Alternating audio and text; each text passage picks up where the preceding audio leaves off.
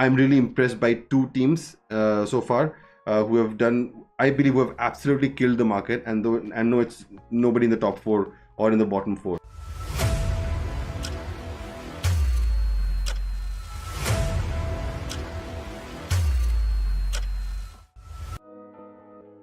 Hello everybody and welcome to another stream. New day, new stream, and hopefully this stream is working fine. This is only the second stream on the channel. Again, I had my first stream yesterday and that was absolutely not what I wanted it to be. I mean, alright, so just to recap, you can go back, watch it on my channel. It's there on Twitch and on YouTube, but you can just watch the details there. In today's stream, we will spend some time discussing about the Premier League standing. I'm going to classify into three phases. Phase 3 will be the bottom 7, the phase 2 will be the mid 7, and the phase 3 will be the top 6. I'm really impressed by two teams so far who have done, I believe, who have absolutely killed the market. And no, it's nobody in the top 4 or in the bottom 4. So yeah, keep a lookout for that. I will be discussing about that. Let's get the Premier League predictions rolling. Sorry, I did that, but I need to change it. But yeah, here we go. So let's start with the third phase of the table, which is going to be the Premier League bottom 7. That's right. So this is what we have, the Premier League prediction as I have seen, as I'm looking at to be from the bottom 7. So let's just go through it one by one. So at the bottom I have Ipswich Town. In the 19th position I have Southampton. In the 18th position I have Leicester City. 17th will be Forest. 16th will be Bournemouth. 15th will be Everton, and 14th will be Wolves. Now considering that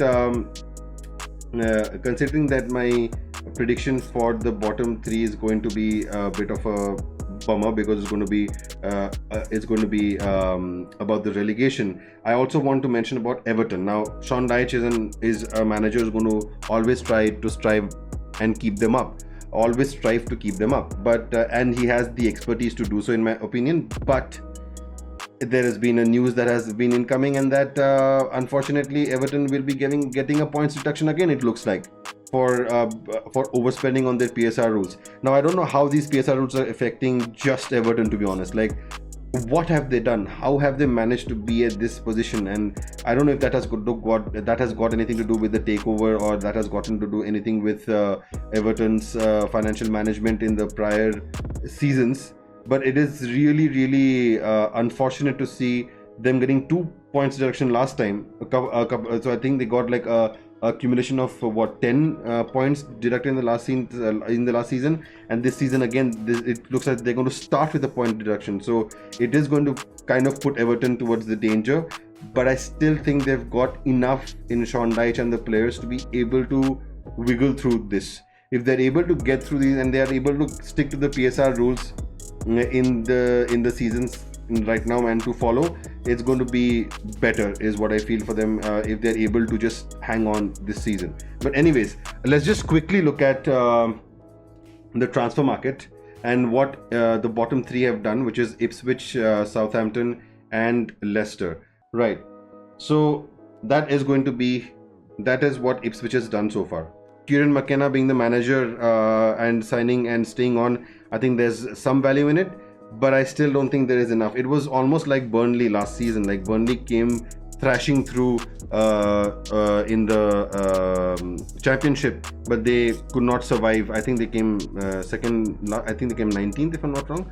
But yeah, it's very difficult to survive in the Premier League, even with I mean, it's just difficult right now. I feel only if Leeds and Leicester are the two teams who might have the firepower and the potential because of the staggered payments that they get for being a part of the Premier League. and I think only they will have the ability to maybe get promoted and then maintain their promotion in the Premier League. I think it's going to be very difficult for Ipswich Town. They've also lost quite a few players as well, but they have spent a total of 73 million euros, which I think is roughly about 65 million pounds. Or 64 million pounds, and I think that is what the big teams are spending on one player. I think Forest would have spent it on one player if I'm not wrong, and I think it would just not be enough. They might have a few star players, but I just don't see it working for them. So Southampton, and as of now they have spent 63 million euros on a transfer, or on the total transfer. That's roughly about 55 million pounds. I think that's what we paid for Lenny Euro at one go, and it's difficult to keep up with it. But again, let's just see what the teams who have predicted to be in the middle of the table would do by the end of the day. So what they have done so far in the transfer market. They've bolstered their defense a lot. Like they have gotten 3 centre backs, defensive midfielder, left back, and no attack. Yeah, I don't think again that is going to be enough to keep them up, because yes, having a strong defense is important, especially when you're a team who has just got promoted from the Championship. But I don't think without scoring goals you're going to win. And let's scroll all the way up to Leicester. Right now, this is where I think I shifted my position on Leicester and Nottingham Forest. Now, I had initially felt that Nottingham Forest might end up getting relegated this season, but it just looks like it won't be the case. Shrewsbury Hall out. Iheanacho is out. It's not going to be enough. I don't think. They have had a transfer net spend of 1.5, considering the amount of money they've gotten for their transfer out activity, and I think it's just not going to be enough. And I think it's going to lead them, unfortunately, straight to the bottom 3. Right then. So coming back to the Premier League table, we have out of the bottom 3, which is again going to be that, as I have discussed, we are now going to be moving on to the lower mid of the table with Wolves, Everton, Bournemouth, and Forest. All right, so we are at Nottingham Forest right now. Now their total expenditure on transfers is 73 mil, which is already more than 2 of the 3 promoted teams right now. I'm sure they will not be able to spend that much this season as well, because last year also they just scraped the bottom of the lower half of the table. So I think they will also do the same thing this season. It is good enough signing, I think, just to give them the edge over the bottom 3, but not enough for them to be challenging towards the middle pack of the table, is what I feel. Alright, so let's come to Bournemouth. Now Bournemouth have got Sinistera from Leeds, amazing player. Enes Unal from Getafe, amazing player. And they've actually let quite a few people go. Firstly, the news of Dominic Solanke to Tottenham. I think Solanke was their star player. I think Solanke did a lot for Bournemouth last season, and I think Tottenham have really struck a good deal with Bournemouth for Solanke. Bournemouth will do just enough to just be on the 16th position. If they're able to maintain their momentum from last year, I think they might just do a little bit better as well. Alright, so Everton has a net spend of 32, because they have sold Onana to Villa, and I don't think that is enough for them to challenge in the top half of the top of the mid pack. But I think Everton is playing with fire right now. I do not know if Sean Dyche can keep them enough, but I'm hoping that they do, because you would not want to see Everton leave the Prem. Okay, so Wolverhampton Wanderers, with the biggest deals, I think, with Neto to Chelsea, that was a shocker, and Max Kilman to West Ham. Wolves are going to miss Kilman, to be honest. I feel I'm worried about Wolves right now. I should have just seen this just before putting them on 14. I am not really impressed with the transfer activity so far. I hope that towards the end of the transfer season, they are able to maybe get a couple of more players, a couple of more additions. But yeah, hopefully there is some part of me that says that they might just not. So yeah. Alright, so our mid pack includes, in the 13th position, we have Fulham, then we have Crystal Palace, then we have Brentford, we have West Ham United, and we have Brighton, then 8th is Chelsea, and then 7th is Newcastle. With Fulham, I think Fulham has a good record, a good track record with in the league as well. So I do back them, and I think that they are going to still be around the same similar position, 13th. Crystal Palace have gone with on 12th, and I feel Palace not letting Olise go is good. They're going to miss Olise, but Olise was always going to be leaving this summer, either to a Premier League team or to a foreign team. And now Olise has joined Bayern, and they are going to miss him. But I'm happy they have held on to Eze. And then we have Brentford. Again, I feel Brentford retaining Tony. If Ivan Toney is not going anywhere, I think they've got a good attack with Tony and Wissa, and then Mbuemo in the midfield. And then we have West Ham. I honestly would have swapped between West Ham and Chelsea. Like, I would have kept West Ham on 8th and Chelsea on 10th. And I still feel like doing it because I am really impressed by West Ham's transfer activity. If you recall, I said that I'm really impressed with 2 teams have in the transfer market, and West Ham is one of them. And they have done some amazing deals, and I think this year should be West Ham's year. And especially with Lopetegui in charge, I think they had to let Moyes go to be able to switch to a new style of play. And I think Lopetegui is going to take the bull by the horn and sort of like go at it. But I feel Chelsea's track record of being able to stack up the most amount of players in the Premier League, I feel will just see them above. And I feel that the new manager, Enzo Maresca, I feel he'll have a point to prove, and they will have that first season attack and bounce. But anyways, now coming to number 9, which is Brighton. With the departure of their previous manager, I think it's going to be difficult for Brighton this season to be able to challenge for the top 6 or 7. But I still rate them high enough so that they are able to continue their good form towards the middle pack of the table. And then we have Chelsea, and then Chelsea is something which is a Chelsea football club. Right? I don't know, Chelsea fans, how are you enduring the new owners? Because oh my god, I have no clue about the transfer strategy that Chelsea is using. But yeah, you'll come to Chelsea. And then there's Newcastle United. Newcastle, again, I was tempted to put them a little bit higher, but I think Newcastle again will stay around that pack. Alright, so Fulham have had a net spend of negative 1250, which means that they've done well. Now, João Palhinha joining Bayern is a big deal. I think Palhinha was close to moving to Bayern last season, and I think it was a gentleman's agreement with Fulham that they will let him go to Bayern this season. So yeah, that's a good signing for Bayern.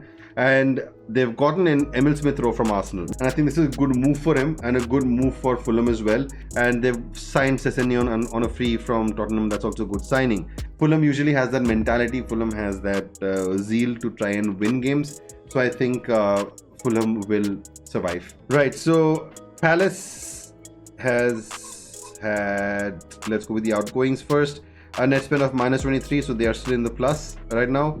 And alright, so they have Olise leaving to Bayern for 53 million, and that's the only player that's basically left who was a first teamer for them. They have brought in Ismail Assar. That's a good addition actually from Marseille.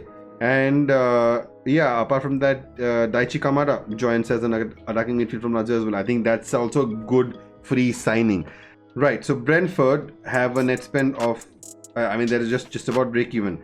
Again, if Ivan Toney stays, I think adding another centre forward to their attack, and they've already had a good attack last season, it's going to be good. Right, so West Ham has had a net spend of 82 million euros, which is roughly the total amount of transfers that I think some of the bottom teams have gotten in. So yeah, they've had, and again, West Ham's transfers have been absolutely spot on. I feel like they have done a blinder of a business and they're still doing with Wan-Bissaka aiming to join them very, very soon. So first, they've got Max Kilman from Wolves, amazing centre-back addition. They've got Somerville from Leeds, amazing winger.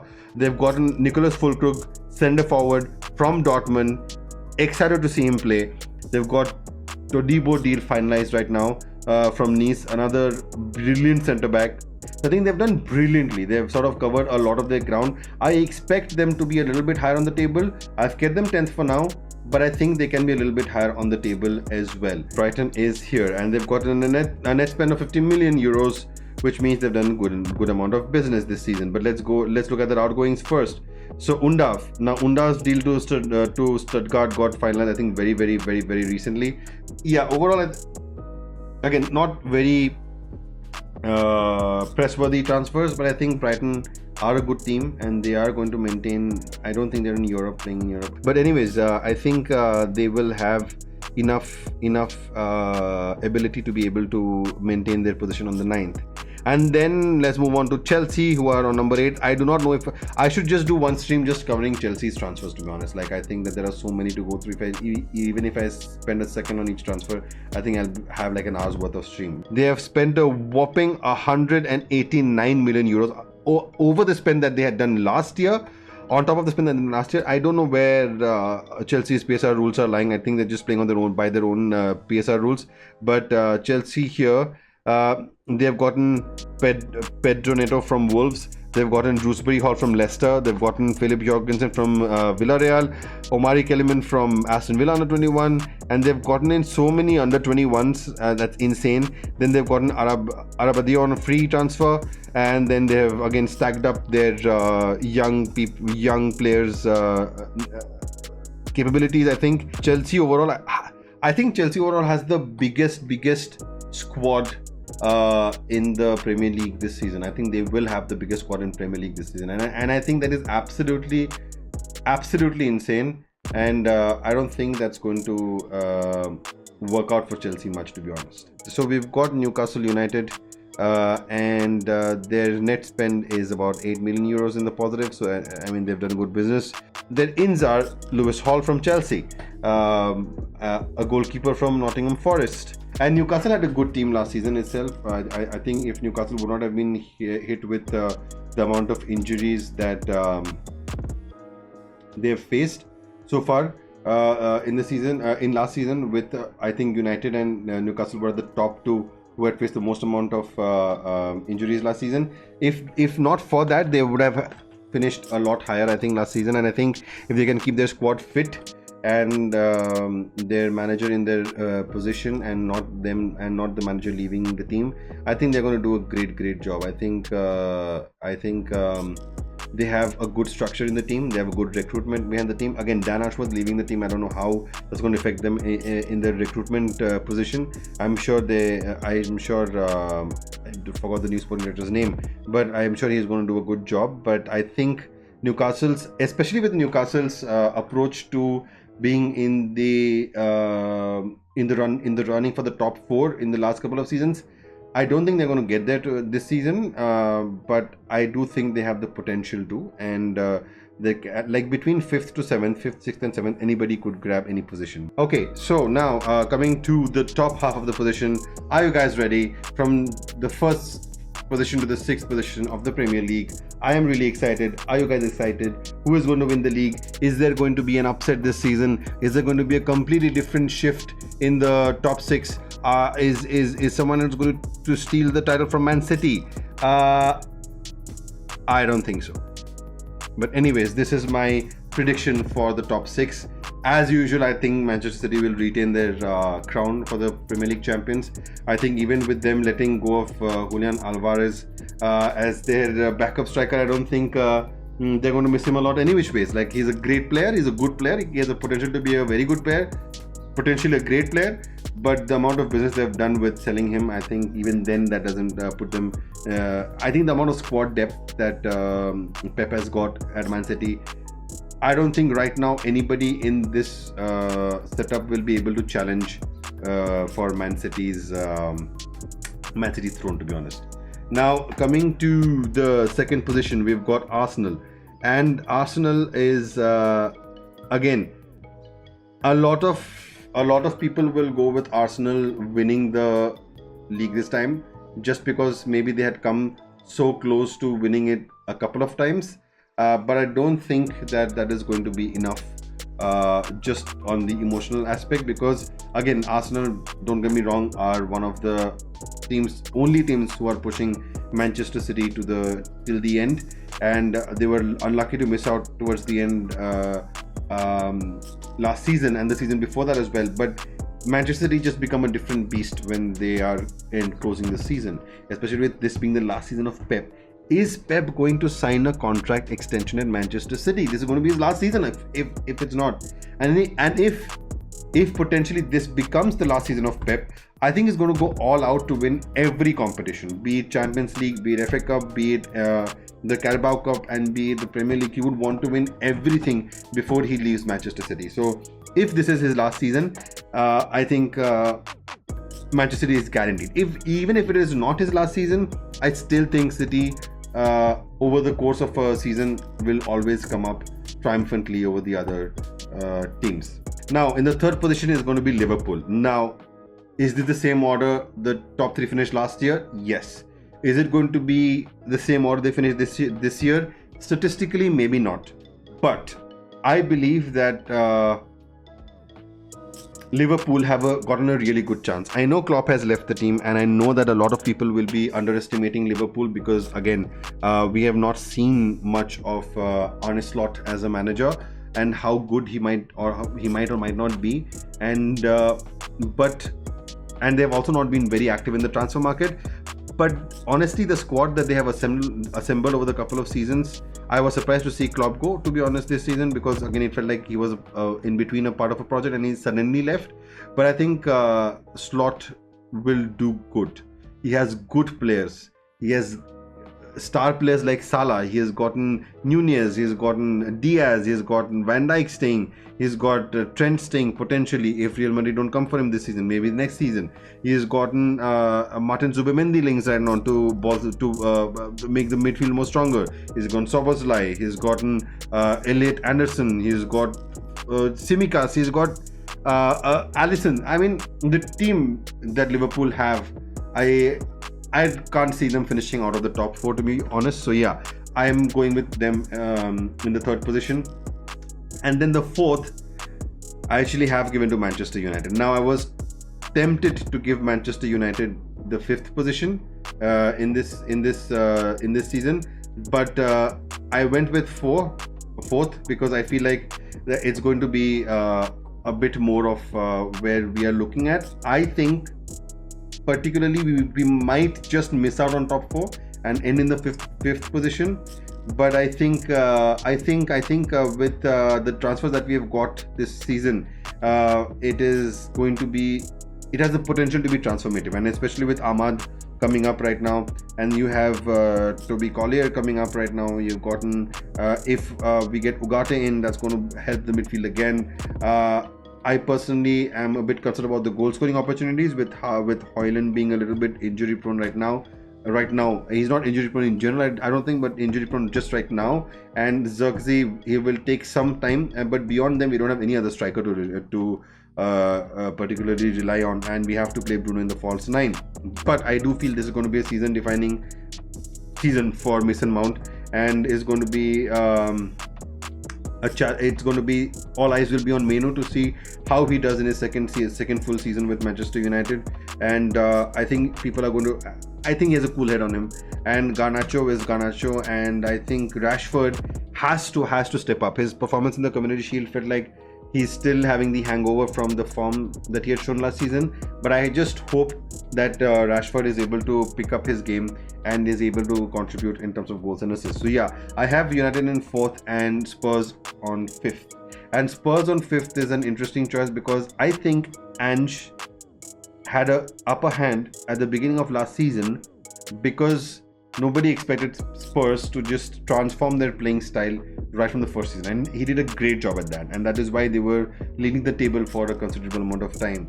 However, towards the end of the season, I think his philosophy of the game was found out by a lot of teams, Hence, they lost out on a lot of points towards the end of the season. And I think even going with this season, looking at the way stubborn Ange is like Ten Hag, that they will play that same style no matter what.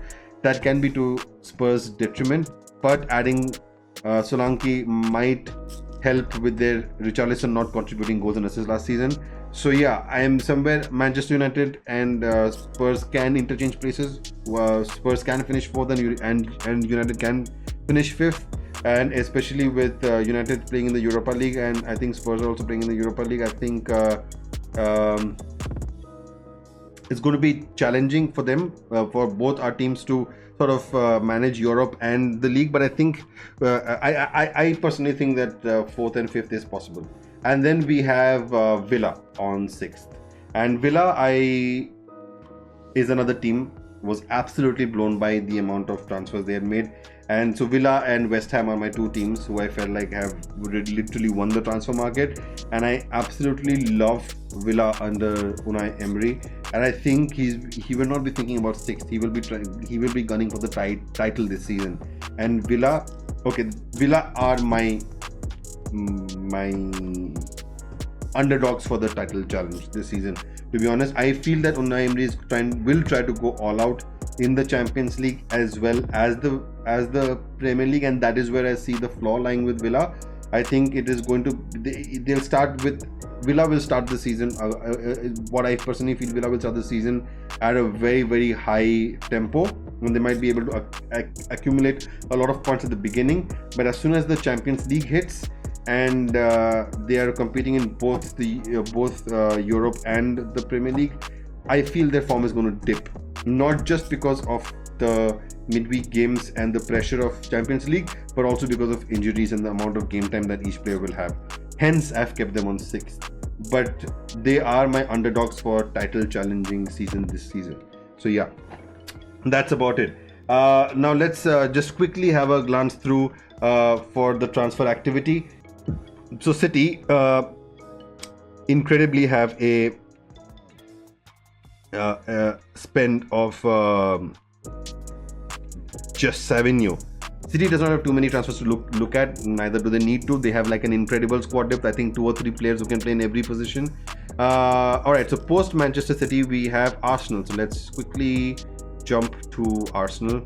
But anyways, they have gotten in Calafiori, they've confirmed the deal for David Raya. So they've just bought 2 players basically, Arsenal. And then again, Arsenal's team is full, but I would still want to see them do a couple of more transfers, because what's the net spend? Their net spend is 45 million. That's about 35 million pounds. I think they can afford to spend more, and I think August might be the month that they might bring in a couple of more players. But yeah, Arsenal definitely do not need to sign more players, but they also had injury problems last season, so it would be good to see them sign a couple of more players as well. Now I don't think Liverpool also was very active. It's strange, right? Because City, Liverpool and Arsenal have gotten such a stable team, such stable players, and younger players comparatively. Like they're sorted for the next couple of years, and I think that's the beauty about the teams that are going to be consistently top 3, and it's going to be difficult to challenge these 3 teams. But again, Liverpool have let go of no one. I think no one of consequence in terms of their first team, and they've also not bought anybody of consequence in who are going to be in their first team. And now let's come to Manchester United. Now, who have we let go of? We have sold Greenwood to Marseille.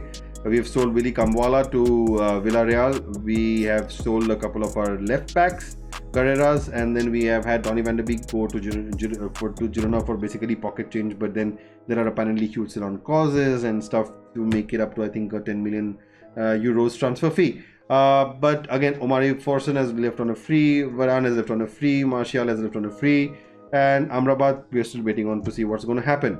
And we have had a net spend of 62 million already, and that's about 50 million pounds, and I don't think we have more to spend. It's not surprising that we can't sell players, because all our players, I think we have the second highest wage bill or the highest wage bill in Premier League, and it's very difficult to offload players because they know that they are not going to get that pay anywhere else. And like the rumors were with Maguire last season wanting a payoff to leave Manchester United to play for West Ham. I think any player who are taking a pay cut in a new club, they would want to see that they get a payoff from Man United, and it's only fair for the players. It's just a very, very incomprehensive business done by the Glazers before this, John Murtaugh and Richard Arnold, and it's just an Ed Woodward, and these are all the past mistakes that we're still going to be paying for. But hopefully Ineos will change that around, and it's going to be crazy post this. But yeah, so here according to transfer market, we've gotten Lenny Euro for about 62 million, which is about 50 million pounds, and then Zirkzee for 42 million euros, which is about 35 million pounds, 35 million pounds. And I think Amason, Collier and Wheatley have been promoted from our academy. Mazraoui and Delete is not mentioned here, but they are additions so far. We have gotten a here we go from Fabrizio. We have gotten the tweet from Ornstein as well. Hopefully this is enough to get us to the top 4, but if not, we will definitely, I think we'll end up in the 5th position. All right, in the 5th position was Tottenham Hotspur. They have an expenditure of 100 mils, and I think that's because of Solanke that they've confirmed right now. But let's see. They've gotten in Solanke from Bournemouth, again amazing striker signing. I have a feeling Richarlison will be leaving for Saudi this season, and that's why they went so hard on Solanke. But let's see what happens. Archie Gray from Leeds is also a good signing, a young player, 18 years of age, and what a potential Archie Gray has, like top signing, to be honest. I think overall Tottenham have not been that active. I would have wanted to see them actually go a little more harder on their transfers, especially because it's the second season of Ange, and Ange needs to be supported, I feel, especially in the second season. No, I think any new manager should be at least supported for blindly for at least 2 seasons by the management, and then be the judge of it. But yeah, I think a few more transfers could have helped Spurs, especially with the injury crisis they had last season as well. But yeah, I think they're going to finish 5th. And then we go to our final team who in my eyes have won the transfer window in the Premier League, and that is Aston Villa. Oh my god. But and they have a net spend of only 48 million euros, which is about 40 million pounds, and that is insane with the amount of business they've done. But okay, let's see. So they have let Diaby go to Saudi for 60 million, and Douglas Lewis leaving for Juventus. What I felt like the deal was with Juventus for Douglas Lewis, which included a bit of a cash and 2 players, I think it was a smart deal to do. And I think again, Villa has done real smart business, and I think they have backed Unai Emery's vision very well, and hence I feel that they are my underdog to a title challenge, and I feel that they have the potential to go all the way. And let's see who they have bought in. So they have Onana from Everton in their defensive midfield position. They have Ian Maatsen from Chelsea in a left back position. They have Cameron Archer from Sheffield United as centre forward. They have Philogin, left winger from Hull City. They have Samuel Illing Jr. from Juventus, who was included in as part of the Douglas Luiz deal. And they have gotten Enzo Barrenechea, if I'm not wrong, and they have gotten Lewis Dobbin. And they have also signed Ross Barkley from Luton Town. So they have signed what? 1, 2, 3, 4, 5, 6, 7, 8, 9, 8 players already. And this is not like Chelsea, right? Chelsea's squad is over bloated. But Villa has done really smart signings, and I feel they have the potential to take it all the way up to the end of the season. And there we go. That is it. That is my predictions done for the Premier League. Again, a new season is beginning next week, in the coming week, and I feel that it's a season full of optimism for a lot of fans, for a lot of teams, especially for Manchester United. But our hands are tied behind our back.